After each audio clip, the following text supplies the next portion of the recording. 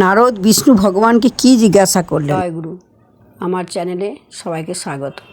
একবার নারদজির মনে খুব অহংকার হলো যে আমি তো উঠতে বসতে স্বর্গ মর্ত্য পাতাল যেখানে যাই শুধু নারায়ণ নারায়ণ করি, তাহলে আমি নারায়ণের সবথেকে বেশি বড় ভক্ত।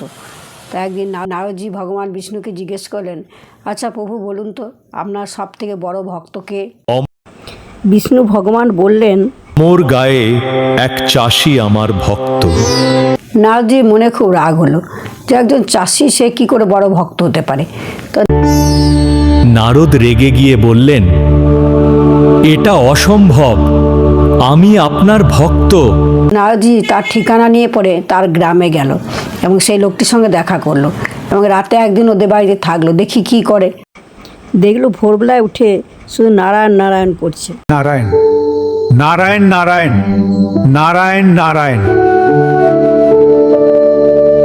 নারায়ণ নারায়ণ বলে নাম করে কাজে বেরিয়ে গেল।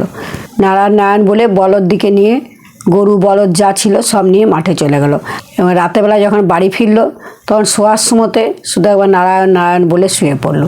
নারদজি দেখে অবাক হয়ে গেলেন, কি শুধু দুবার নারায়ণ নারায়ণ বলে এত বড় ভক্ত হয়ে গেল, কোনো ধ্যান নাই জপ নাই কিছু করলো না, তো এটা কি করে সম্ভব? ভগবান বিষ্ণু কি করে বললো যে ও সব থেকে বড় ভক্ত? ভগবান বিষ্ণুর কাছে এসে নারদ সেই কথাটি বলল। ভগবান বিষ্ণু দেখলেন যে দাঁড়াও, একে মনের সন্দেহটা ঘোচানোর জন্য একটা কাজ করতে হবে। তাই ওকে এক ঘটি জল দিল, একদম পুরো মানে কানায় কানায় ভরা একটি পাত্রে পূর্ণ জল দিল এবং বলল, প্রণাম প্রভু, এই ঘটি গ্রহণ করো। এইটা নিয়ে পরে তুমি সূর্যাস্ত পর্যন্ত গোটায় হেঁটে বেড়াবে, এক ফোঁটা জল যেন না পড়ে। যদি জল পড়ে তাহলে কিন্তু পেছনে অস্ত্র থাকবে, তোমার একবারে গলা কেটে দেবে। এক ঘটি পূর্ণ পাত্র জল নিল এবং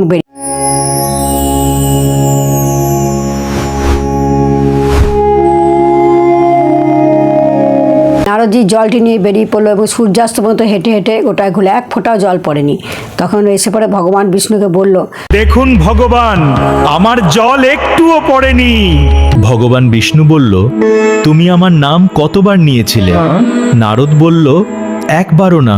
তখন নারদ বলে, ভগবান আপনার নাম যদি নেবো তাহলে এইদিকে মনটা যদি না থাকে তাহলে আমার জলটা পড়ে না, তাই আমি একবারও আপনার নাম নেওয়া হয়নি, আমার সম্পূর্ণ মন প্রাণ ওই দিকেই ছিল, জলটার দিকে। তখন ভগবান বিষ্ণু বললেন, দেখলে তো সেই গৃহস্থের বাড়িতে সে সারাদিন চাষে মাঠে কাজ করে সকালে একবার সন্ধ্যা একবার আমার নাম নেয়। তো এইটাই হচ্ছে সে গৃহস্থের শ্রেষ্ঠ ভক্ত। তুমি সারাদিন বিনা কর্ম করেও তুমি আমার নাম নেয়, তোমার ধ্যান ছিল ওইখানে, তোমার মন প্রাণ ছিল জলের দিকে, তুমি একবারও আমার নাম নিতে পারো না। কিন্তু একটি গৃহস্থ সংসারের সমস্ত কাজ দায়িত্ব কর্তব্য করে আমার যে একবার নাম নিচ্ছে সেই আমার শ্রেষ্ঠ ভক্ত। তাহলে তুমি বুঝতে পারলে? নারদজি তখন মনে মনে চিন্তা করলো, হ্যাঁ ঠিকই তো। নারদের গর্ব তখন ঘুচে গেল। ভগবান বিষ্ণু বললেন, গৃহস্থ যদি একবার আমার নাম করে সেই আমার প্রকৃত ভক্ত।